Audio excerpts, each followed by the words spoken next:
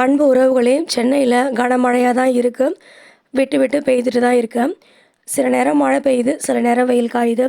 வீட்டில் தோட்டத்தை பார்த்தீங்கன்னா, அந்த வாழை மரம் சுற்றி இருக்க சின்ன சின்ன செடிகள்லாம் வளர ஆரம்பிச்சிருச்சு.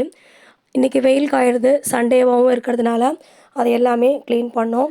இந்த வாழை மரத்தை எல்லாமே என் வீட்டுக்காரரு வெட்டிட்டாரு. ஏன்னா அதுக்கு மேலே அழுகிற மாதிரி இருக்குது.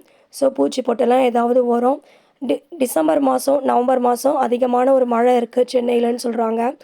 அதனால் இப்போவே கொஞ்சம் இடத்தெல்லாம் தேவையில்லாததெல்லாம் எடுத்து க்ளீன் பண்ணி வெளியில் கொண்டு போயிட்டு வச்சிட்டோன்னா ஒரு ஓரமாக குப்பைக்காரங்க வந்து எடுத்துகிட்டு போயிடுவாங்க. அவங்க கேட்குற காசு நம்ம கொடுத்துட்டா போதும். ஸோ இங்கே வீட்டிலேருந்து க்ளீன் பண்ணி எடுத்துகிட்டு போயிட்டு வாசலில் ஓரமாக தெருவில் வச்சுட்டா போதும். என்றைக்குமே நம்ம எந்த வேலை செய்கிறோன்னு நினச்சி கவலைப்படக்கூடாது.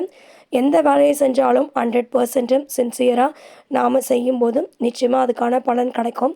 ஏன்னா நிறைய பேர் கேட்பாங்க, இவ்வளோ உழைக்கிறீங்க, கஷ்டப்படுறீங்க, ஆனால் உங்கள் வாழ்க்கையில் நீங்கள் இன்னமும் கஷ்டம்தான் படுறீங்கன்னு. ஆனால் நான் அதை நினச்சி என்றைக்குமே வருத்தப்பட்டது கிடையாது. எனக்கு தேவை அந்த நாள் முழுக்க நான் உழைக்கணும்.